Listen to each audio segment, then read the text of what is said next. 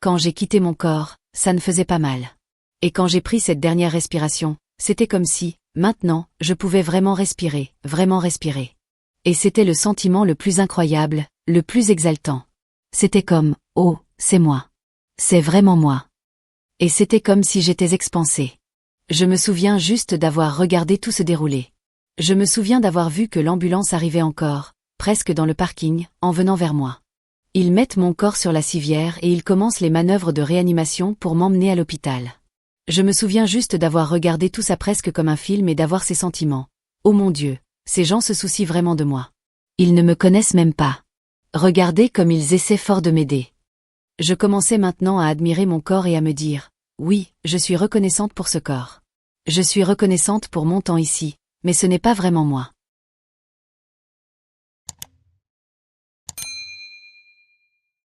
Je m'appelle Erika Mackenzie et je viens d'Arapahoe, dans le Nebraska. Une petite ville du Nebraska. En fait, une ville d'environ 1000 habitants. Pas de feu rouge en ville, rien.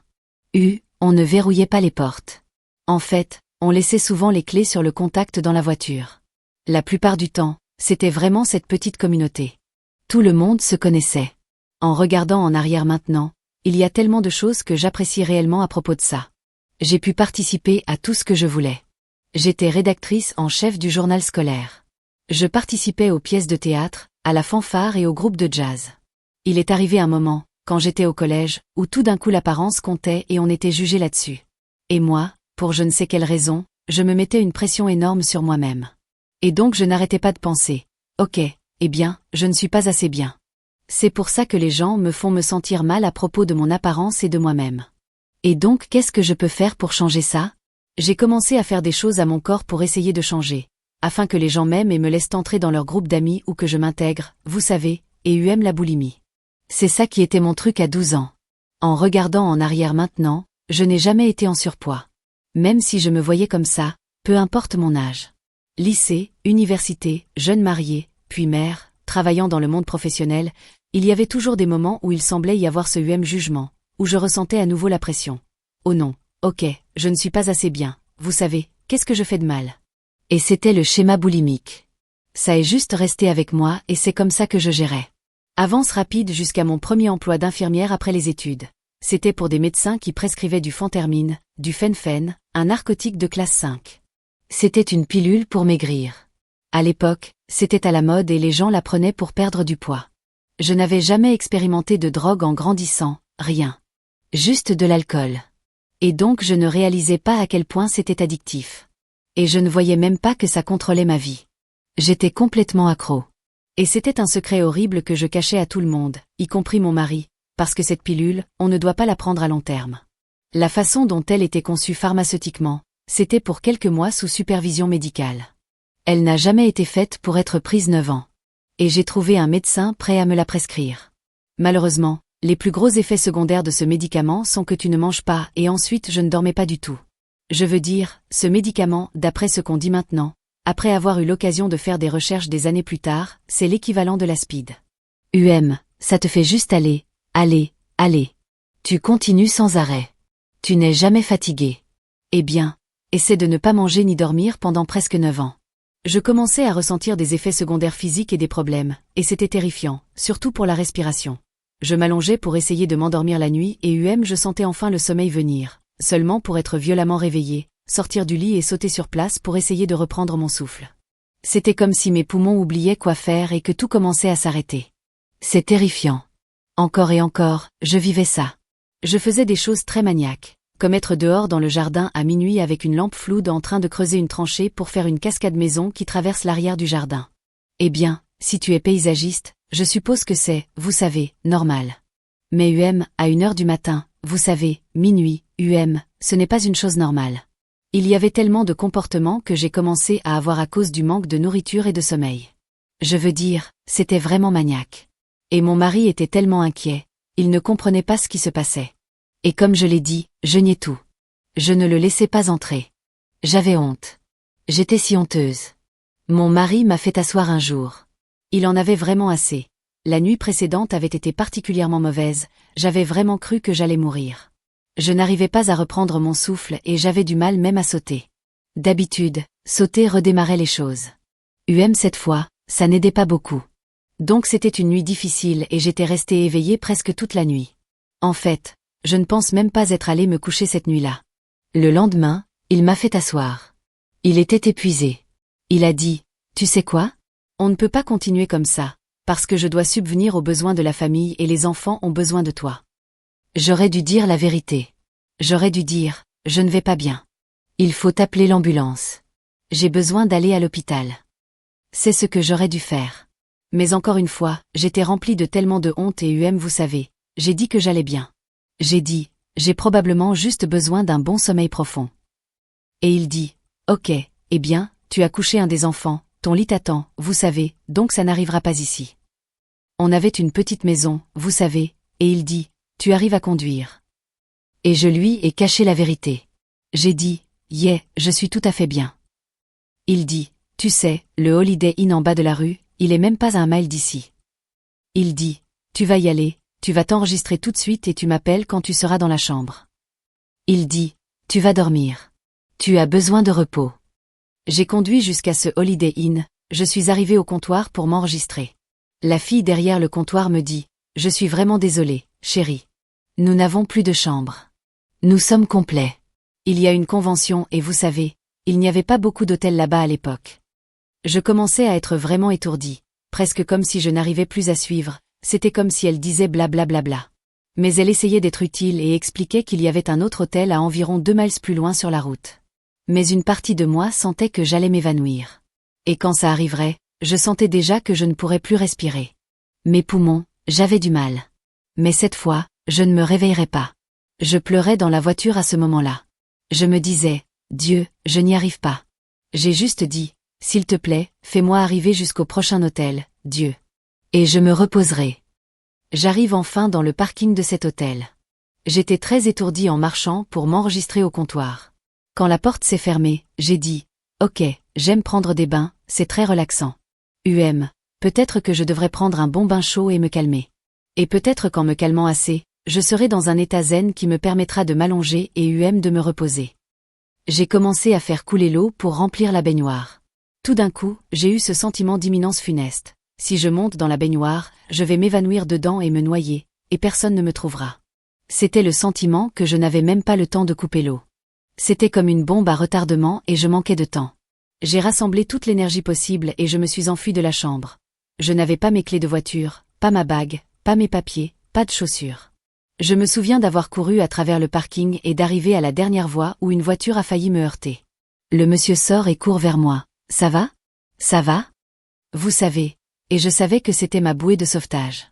Je pleurais et j'essayais de sortir des mots cohérents. L'homme parlait un anglais très approximatif. J'avais vraiment du mal à le comprendre, mais je savais qu'il voulait m'aider. Il ouvre la porte passager pour que je monte. Et bien sûr, je regarde sur le siège passager et je dois prendre ce livre pour m'asseoir. C'était une Bible. Il avait une Bible, et pour moi c'était le signe de Dieu que je devais aller avec lui. J'ai eu cette paix au cœur.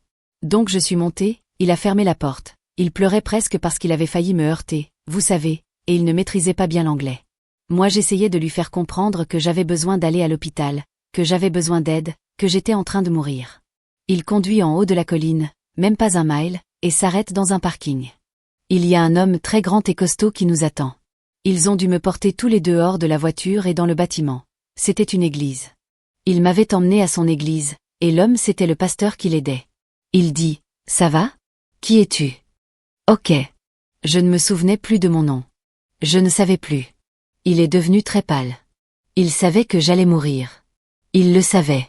Il a claqué son poing sur le bureau pour attirer mon attention et dit, « Crois-tu en Dieu? » Je me souviens juste d'avoir répondu, à bout de souffle, « Je crois en Dieu. » Et quand j'ai dit ça, tout mon souffle est parti. C'était si puissant. J'étais au plafond. Impossible de retourner dans mon corps. J'ai juste dû lâcher prise.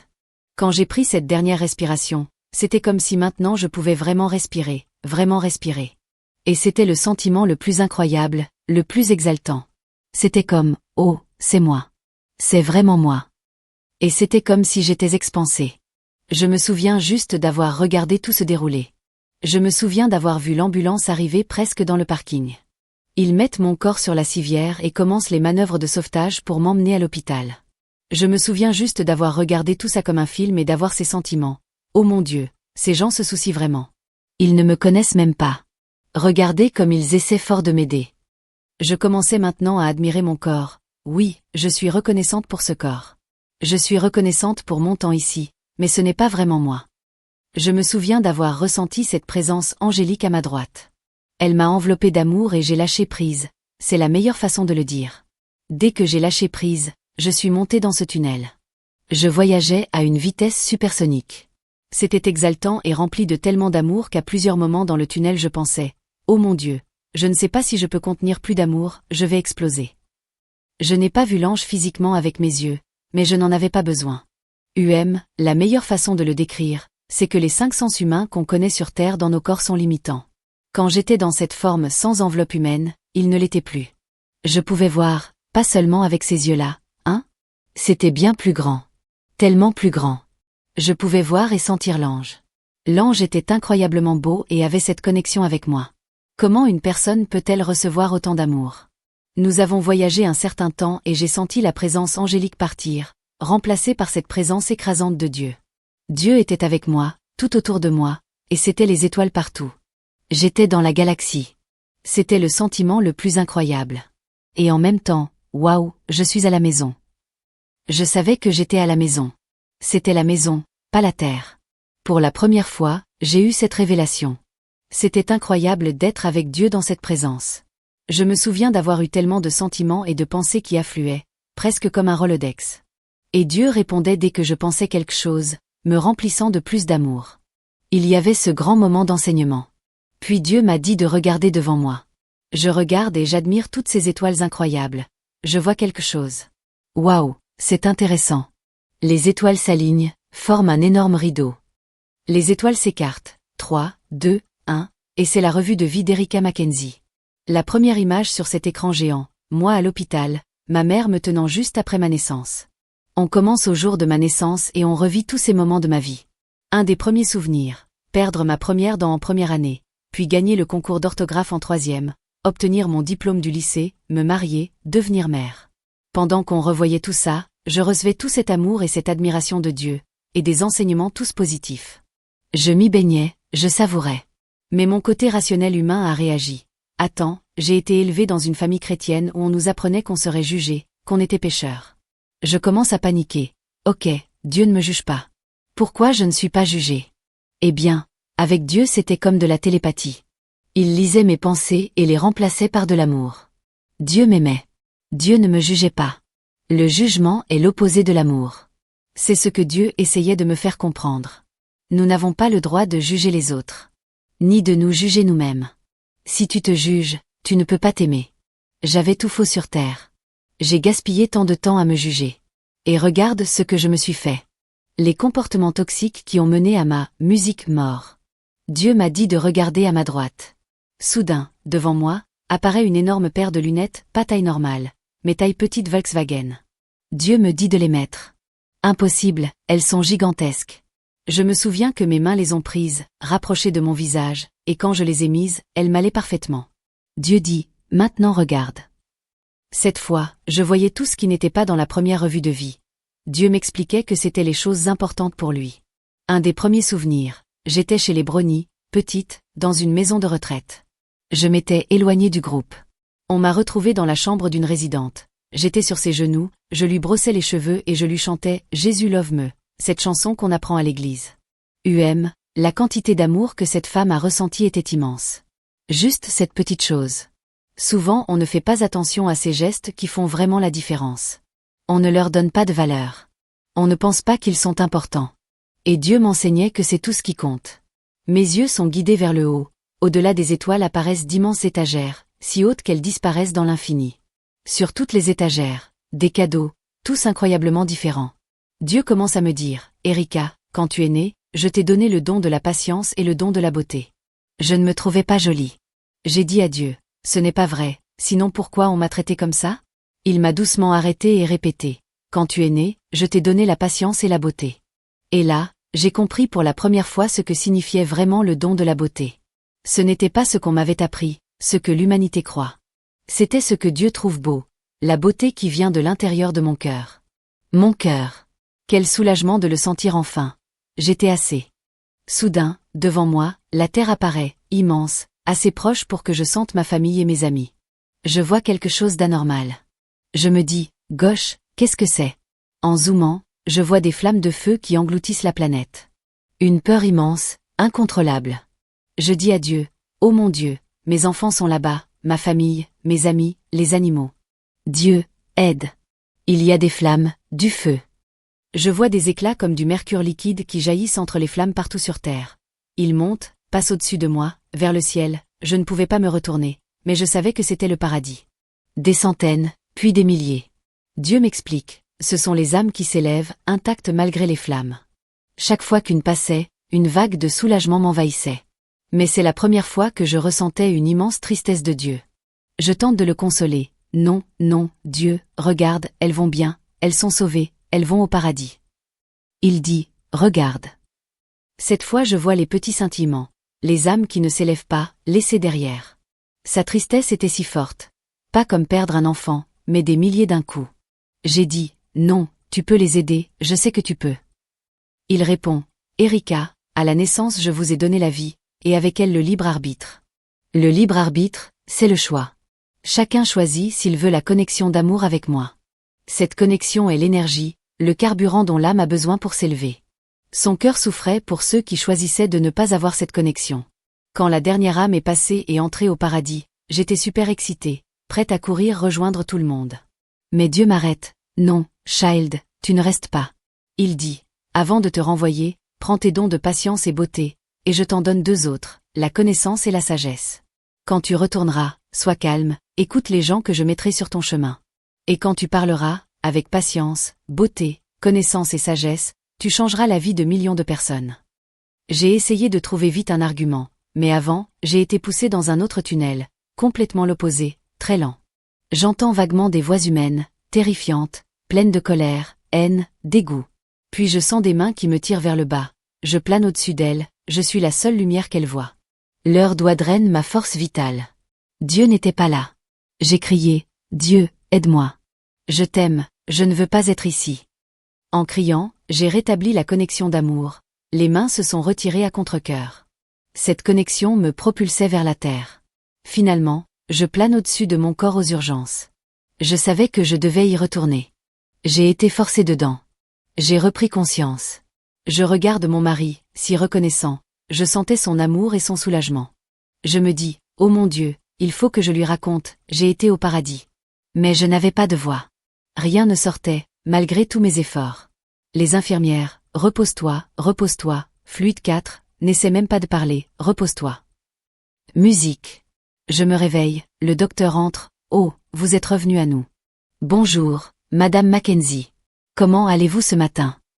Je pense, oh non, pas l'examen maintenant, on n'a pas le temps. Il commence à écouter mon cœur, etc. Je dis, non, non, docteur, je viens d'aller au paradis, j'ai été avec Dieu, il faut que je vous dise ce qu'il m'a dit. Le visage du docteur perd toute couleur, il sort le plus vite possible. Peu après, il revient avec l'infirmière et mon mari. Nous sommes contents que vous alliez bien. Vous avez de la chance d'avoir un mari qui vous aime tant, vous avez besoin d'aide. Il avait accepté que j'aille dans une des meilleures cliniques du pays. Ils étaient convaincus que j'étais bipolaire, malade mental. D'après les récits et le pasteur, le chauffeur, pas de chaussures, courir sur la route, rien sur moi, clé laissée à l'hôtel, ça ne semblait pas logique. On comprend. Ils assemblaient les pièces avec ce qu'ils avaient. C'était une expérience intéressante. La première personne à qui tu racontes ton expérience de mort imminente et ta rencontre magnifique avec Dieu te dit que tu es folle. Je suis allée à la Mayo Clinic de Rochester, Minnesota, service psychiatrique. Loin de ma famille, mon mari n'avait pas le droit de venir. Presque un mois. J'ai appris que, aussi profond que soit ce qui m'était arrivé, je ne pouvais pas en parler. Chaque fois, un nouveau médicament était ajouté. Je bavais tout le temps, je ne fonctionnais plus. Ces médicaments ont leur place, mais quand ce n'est pas ce dont ton corps a vraiment besoin, c'est l'inverse. J'ai dû apprendre à nier l'expérience. Tu es vraiment allé au paradis? Tu as vu Dieu? Quand je niais, les doses diminuaient. Elle n'a plus besoin de celui-là, on réduit celui-ci, elle est stabilisée. Ça n'est jamais arrivé. Et c'est comme ça que je suis sortie. Mon mari m'a fait asseoir, tu es revenu, tu es toi-même, tu es forte. Je suis content que tu m'aies fait confiance pour te laisser soigner. Là je lui ai dit, je suis contente que tu penses que je suis revenue, parce que oui, et plus forte que jamais, mais grâce à Dieu. Je lui ai dit que je n'étais pas folle, pas bipolaire. J'ai eu une expérience de mort imminente, je suis vraiment morte. Il a fondu en larmes. Il se sentait si mal de ne pas m'avoir cru. Il me connaît depuis mes 18 ans, il savait que j'étais revenue et que je disais la vérité. Je n'ai pas toutes les réponses. Je peux seulement vous dire ce que je ressens après cette expérience. Apprendre à laisser mourir l'ego et à vivre selon les pensées et les voies de Dieu. Tout est amour, tout est défense des uns et des autres. Je me suis sentie appelée à faire des soins palliatifs, parce que j'avais une peur terrible de la mort avant. Maintenant, j'aimerais que tout le monde connaisse cette paix. La plupart des gens aujourd'hui ne se sentent pas aimés. Chacun de nous est très important. Ce que nous apportons est précieux, et nous sommes tellement aimés. La vie est un cadeau. Profitez-en. Trouvez comment la rendre satisfaisante pour vous, pour avoir envie d'être ici, mais faites une différence pendant que vous y êtes.